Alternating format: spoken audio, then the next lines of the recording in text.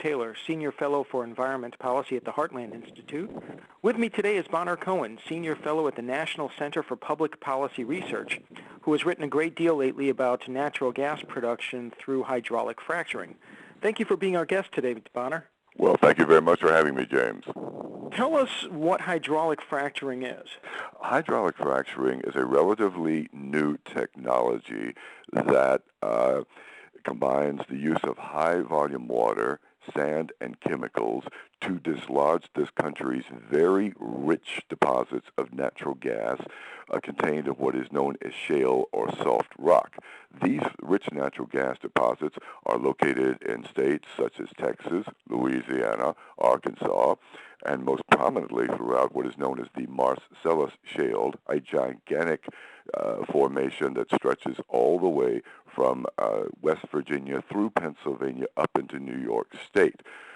This technology, coupled with what is known as horizontal drilling, enables gas companies to cost-effectively and efficiently get at this nation's very rich deposits of natural gas and get those deposits of natural gas on an affordable source of electricity to consumers at a cost that would have been unimaginable just a decade or so ago.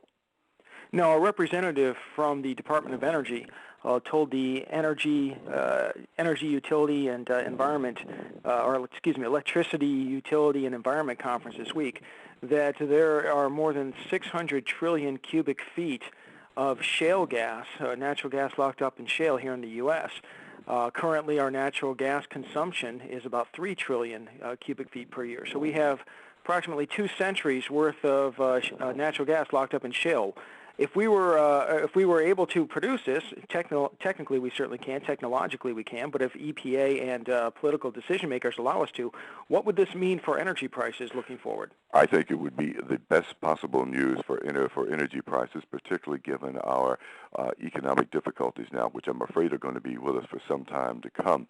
What this would enable us to do is become more energy independent. One look at the television to see at the political chaos spreading throughout the Middle East is yet another reminder that this country needs to become energy independent. Energy independence is not just a slogan that has been kicking around for 30 or 40 years. It is something that this country can really do. We are fortunate enough to have these resources at our disposal. The problem is that this administration and its political allies in the environmental community and elsewhere are going to extraordinary lengths to keep us from accessing those resources, that is natural gas as well as our very rich deposits of oil, not only on federal lands throughout the West, but also offshore. If we were able to get all of that and get it into the hands of consumers and get it into the hands of businesses around the country, the economic benefit to Americans would be absolutely enormous.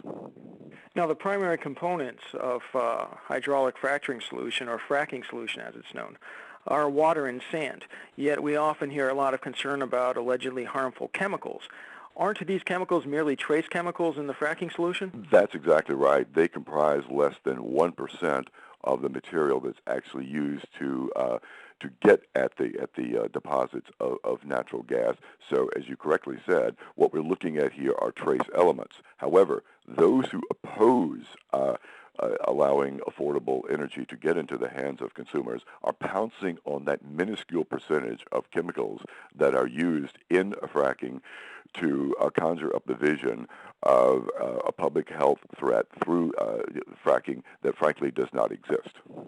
And correct me if I'm wrong, but regarding the environmental concerns, the largest one, well actually the sole environmental concern that's raised is regarding our groundwater. But isn't it true that the fracking solution is injected several hundred feet below the water table and therefore the two never mix? Yeah, that's right. The two never really come in contact, and I think it's a sign of just how desperate the other side is, that the only thing they could come up with to try to block access to these natural gas deposits is the supposed danger of the public. It is very interesting if you look at the natural gas exploration, for instance, in the state of Pennsylvania. rural landowners, perhaps eking out a living, farming or doing whatever else one does on rural land, suddenly find themselves and the communities in which they live at a level of prosperity that they couldn't imagine just a few years ago, because they, as well as the local governments, get the royalties from the natural gas exploration. So for consumers, this is actually win-win. It means that we have a means at our disposal that will allow us to have very affordable electricity for a long, long time. And as a result of the tax revenues and the jobs that are being created throughout rural America, where the unemployment rate is very, very high, that this will bring prosperity to rural communities wherever we find deposits of shale. And as I said, they are scattered all throughout the United States. And EPA officials have already concluded and testified in front of Congress that they have yet to find a single instance of fracking chemicals polluting, contaminating water supplies. Isn't that correct also? Yeah, that's also correct. And the opponents of fracking have now asked EPA yet again to go back and conduct a study that is supposed to be released next year, in the hope that EPA, under considerable pressure from the Obama administration, will then come up with results, probably dictated more by political fashion than by actual science, that will slow down the rate of fracking throughout the United States. That would be a very regrettable outcome if it did in fact take place. But again, it would be a political outcome, not one based on the actual risk of fracking. And as many times as they're going to the EPA well, they only need to be successful once in order to shut it down, don't they? That's right. If at first you don't succeed, try again. Well, Bonner, thank you so much for being our guest today. It's been a pleasure having you. Well, thank you very much for having me, James. This is James Taylor, signing off.